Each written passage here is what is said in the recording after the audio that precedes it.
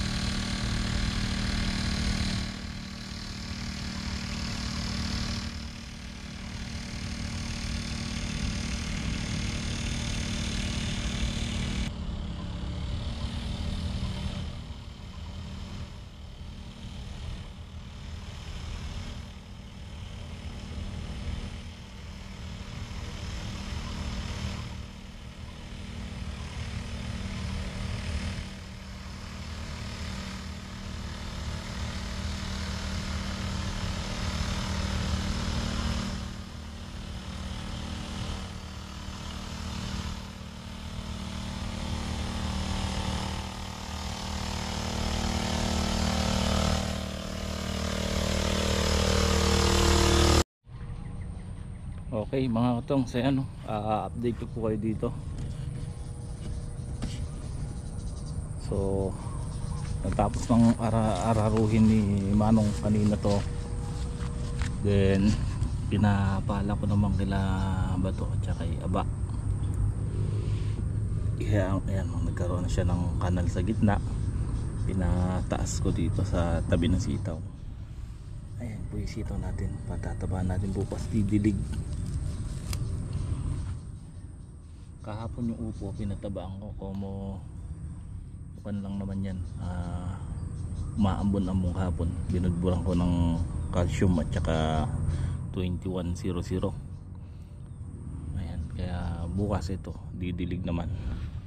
Kailangan na ng pataba na ito. Ayan.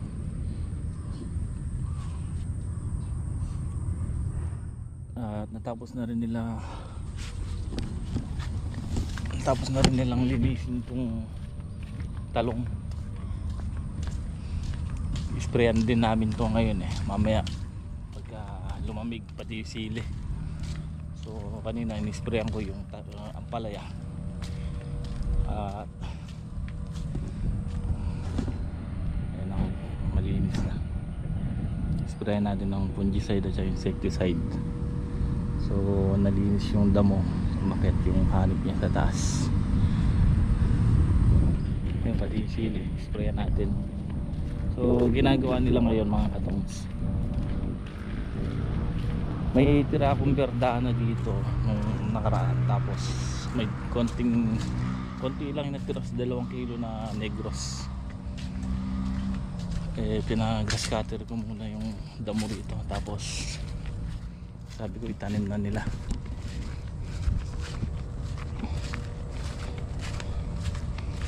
Ito rin yung upo natin, pinatabaan ko kahapon. Ayan, pinatabaan natin kahapon to. Sabi ko tanim na nila yung sobrang mga buto rito. Ilan tudling pa yan? 1, 2, 3, 4, 5, 6, 7, 8. So sayang din to. 3, 2 lagay mo buto. Ba't dyan ka? Doon muna, kabila. Baka may sumobra silang buto Doon muna sa kabila, kaya nilaktawan ni Aba Baka may sumobra silang buto na kondor para datig-datig dito. Ha? Hindi, ayun, baka may ito, 2 kwanto, yung kay Poget kay Greg na yun, condor yun. Ay yung yung negros. Yan, berdana yan Baka sumobra yung buto nila makuha pa isang tudling. Mamaya isprayan din natin to. May ilan pang magaganda, kaya hindi ko muna hinayaan na lang natin. So taniman natin ng sitaw. Ay, nagbabali ako dito sa ampalaya mga katongs.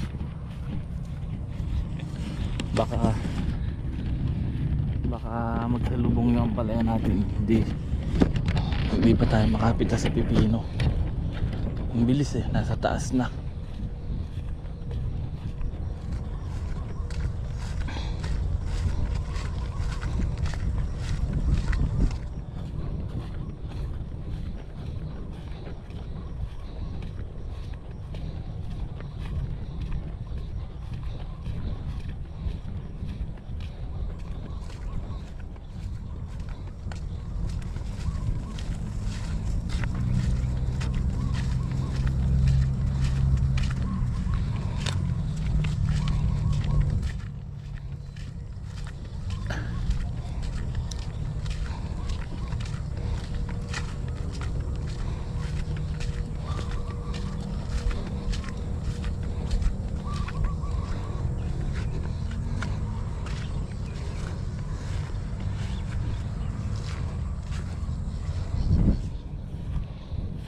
Baliin natin to.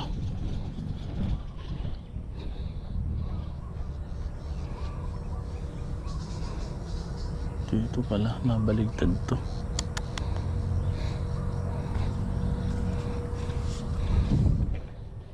Ito, pinali ko na ito kanina.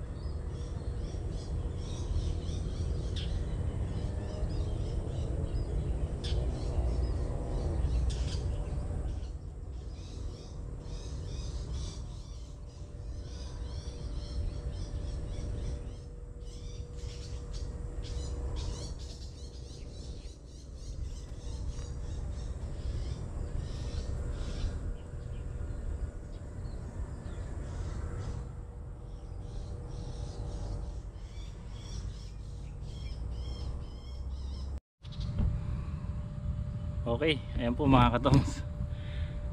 Nakatatlong tudling naman ako. Ay bali 5. Yung magabilang gilid kasi inano ko kanina, binaba ko na kanina yung sa may gilid doon at doon kabilang side. Tapos ito naka isa, dalawa, tapos yun pangatlo. Grabe yung kanong ampalaya natin. Pangatlong araw pa lang po ngayon dahil nung nagsimula yung mga ngalabaw dito, 3 araw nag-aararo yung mga ngalabaw dito. Bali unang araw niya yun, sabay sabog nga po ng pataba, then tinakluban niya. Tapos kahapon inulit niya to, pinanay na niya. Tapos kanina yung sitaw, pero tingin ko tumatalab na yung pataba. Kagandahan kasi mga katongs, para siyang nagambulan. Nung sinisilip mo nga pababa na yung ugat nila mga katongs, di ba? Tapos ayun nga, sinabugan natin pataba, tapos natabunan ng siya, nabungkal na lupa. So daig pa siyang nagambulan. Ang ganda ng pagka timing natin. So yun ang sinasabi ko, na kailangan i-timing natin. Kaya lagi kong sinisilip yung ugat ng ampalaya natin pagka nakita ko ng bumababa, doon natin sinabog yung pataba. Kailangan unahan natin, huwag natin hayaan na bumaba na yung ugat bago natin sabugan, kasi marami isasabog natin na yun. Tapos ang ganda pa ng pagkakuha ng panahon kahapon, ambon-ambon lang. So nung sinabog ko to, na timing natin, sinabog natin yung pataba, na timingan natin. Kung sinabog natin yung pataba, tapos ayun, naararo, and then naulan, lusaw lahat, sabay-sabay malulusaw yung pataba. So ang magiging talab nun, biglaan. Ang nangyari nung sinabog natin doon, ambon-ambon lang.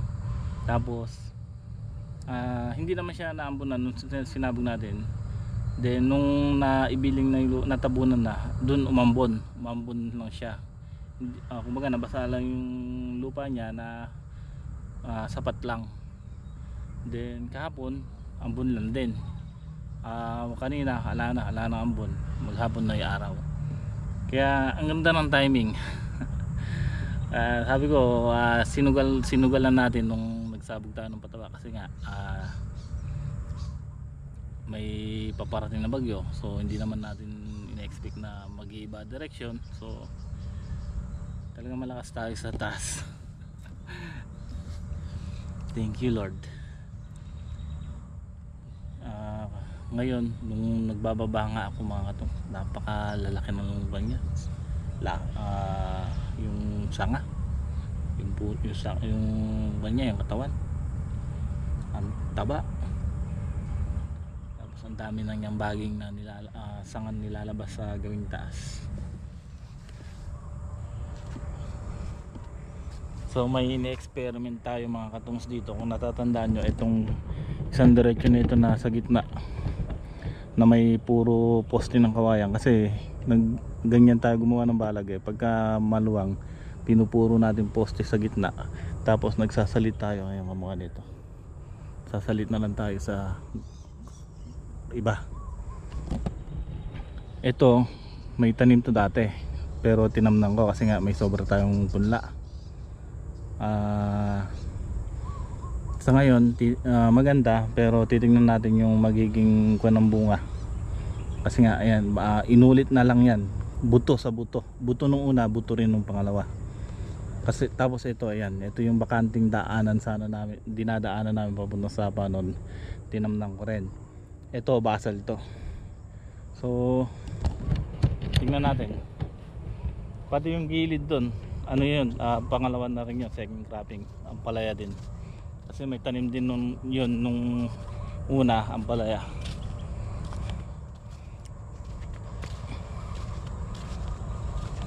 Nagbababa ako ng laasaw mga nag-7 tawag dito sa ampalaya. Ito ayan, pangatlong tudling to sa gitna. So bukas ito muna sikasuhin ko. Ayan mga katongs,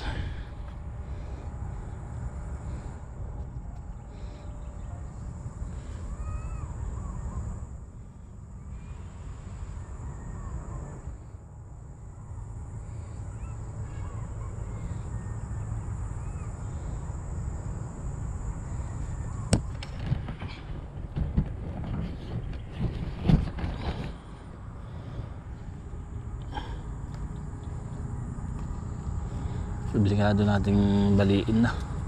So maganda dito sa ginamit natin trellis net, mabilis dito lang natin binabali, hindi na sa kinabit natin, kasi ito yung kinabit nating 2-ply. So pagka natin binali masyadong mataas, so okay na yung dito na lang sa gawing gitna. Ayun, ang ganda ng banyo.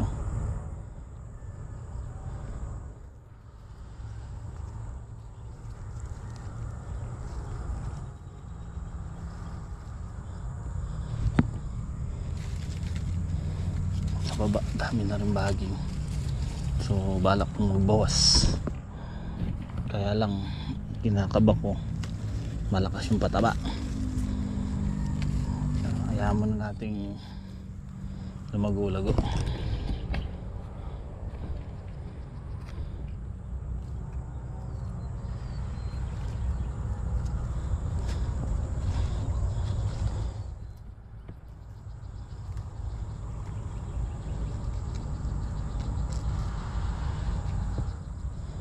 So bukas ito tatrabahuin ko para sa ganun ako na lang magbabali. Ako na lang, sila magtatayo na ng balag sa sitaw.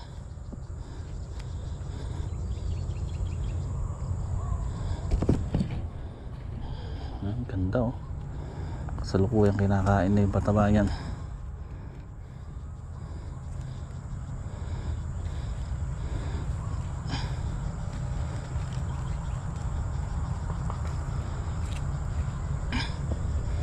Sabi ko nga kung hindi natin babaliin baka hindi pa tayo nakakapitas ng pipino, mapunta na sa taas.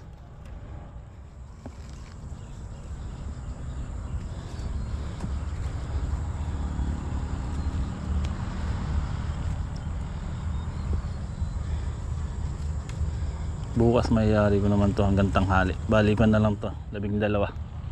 Nabawasan ko na. Bawasan ko na ng 5. 17 tudling yung palaya natin. So natapos na rin nilang taniman.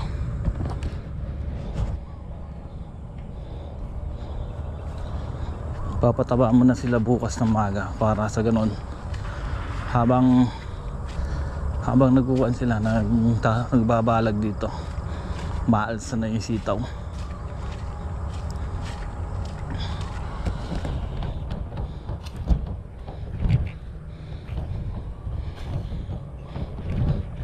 Ganda na.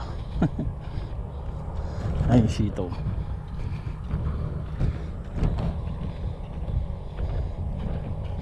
Malakas pa yung lupa rito mga katongs.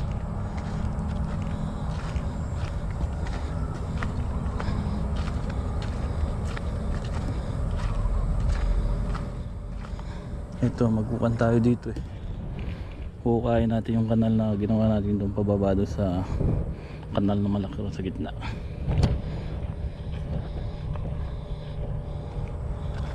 Ganda na setup ngayon ng mga kan natin, halaman. Kahit na umulan eh, hindi na tayo natatakot matubig.